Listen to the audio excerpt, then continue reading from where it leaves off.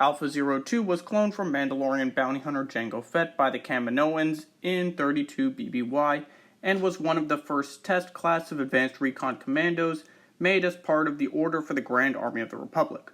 While the Kaminoans instilled uniformity in their clones, limiting their choices and individuality, Alpha-02 was a case of a 1% failure rate in the Kaminoans' product. Of the 100 ARC troopers in his class, he alone was independent and free-thinking, rejecting the anonymity forced onto him, and had no loyalty to the Galactic Republic. Alpha-02 heard a mention of Jango Fett's exploits, which triggered a memory in him, which was not of his own life, but of Jango Fett's. Fett's memories were inside Alpha-02 and came to him in a rush, and knowing that they would recondition him, he prepared to make his escape from Kamino. Alpha-02 began faking insanity and headaches to meet with Gilmar, a Mandalorian trainer, and Gilmar eventually called in a favor with Jango Fett to smuggle Alpha-02 off Kamino, where he took odd jobs as a bounty hunter, taking the name Spar. After Jango Fett was killed in the opening battle of the Clone Wars on Geonosis, Spar concluded that his purpose in life was to rebuild the Mandalorian Super Commandos, and Spar traveled to the planet Mandalore, where he called for aid from the local police to form his new Mandalorian Protectors. Although Duchess Satine and the pacifists ruled Mandalore, 200 Mandalorians would follow Spar, who took the title Mandalore the Resurrector as a sign that the old traditions of the Mandalorians would hold dominant. During the Clone Wars, Spar and his protectors fought against the Jedi and Republic around the galaxy, including at New Holstis, Null, and Zaja. Super Commando squads engaged in covert missions on behalf of the Separatists, and near the climax of the war, Spar and the Protectors helped the government of Mandalore capture facilities of Mandal Motors in the city of Keldabe for Separatist use. When a predominant Separatist commander was killed, the Mandalorians and their Battle Legionnaire droids retaliated on the planet New Bornalax and Kamino. The Republic then sent assassins after Spar, however they would fail to kill him. Near the end of the war, secret Separatist leader Darth Sidious instructed the Mandalorian government to dispatch Spar and his super commandos to Norval II to capture Senator Amidala. Sidious then betrayed them, however, and this mission sent the group into a Republic ambush where all but 3 of the Protectors were killed, and Spar would leave his position as Mandalore and would be repeatedly asked to resume his post as Mandalore while he was on the planet. However, nothing would come of this, and he would succumb to clone madness and die years later. But what if none of that happened? What if instead, for whatever reason, Spar remained loyal to the Galactic Republic?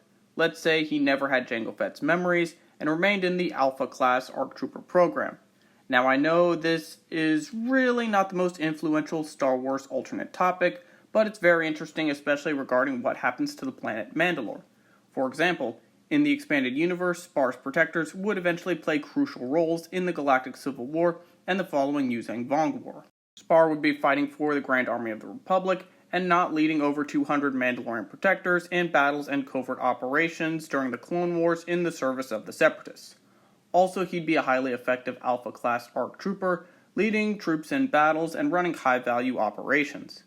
I don't think he would be able to do much in the way of war-altering events while in the Grand Army of the Republic. However, things for Mandalore are going to be very different without him forming and leading the Protectors. Mandalore's leadership is now going to be very difficult to determine. Following Spar's resignation as Mandalore, Fen Shisa, who served under Spar, took up the leadership of the Mandalorians and the title of Mandalore. With the new Empire moving to establish a foothold over the planet, Shisa and Tobidala began to train new incarcerations of the Mandalorian Protectors as a covert force to combat the Imperial presence, and would eventually drive Milton Tackle off the planet and out of Mandalore's system in the post-Endor period. He would also lead the Mandalorians until his death in 21 ABY, where the Protectors would turn to Boba Fett as the new Mandalore against the Yuzang Vong. Without Spar, Fen Shisa wouldn't be nearly as experienced, as Spar was an effective combat leader during the Clone Wars, and he may never rise to power in Mandalore, as he could only do so because he was part of Spar's Protectors.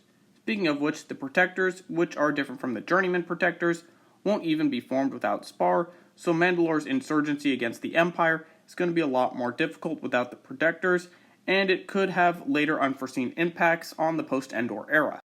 For example, Spice Addict Grand Admiral Milton Tackle may actually control Mandalore for a while longer in the post-Endor period, and may become more of a predominant warlord and fight against other Imperial warlords, which of course would alter the power dynamics in the post-Endor era, which would have more unforeseen consequences. And again, without the Protectors, I do think that the Mandalorians would form an insurgency and eventually be successful. However, it's difficult to say how long this would take. All of that is just my opinion. What do you think would have happened had Spar remained loyal to the Republic? Write in the comments, and thank you for watching.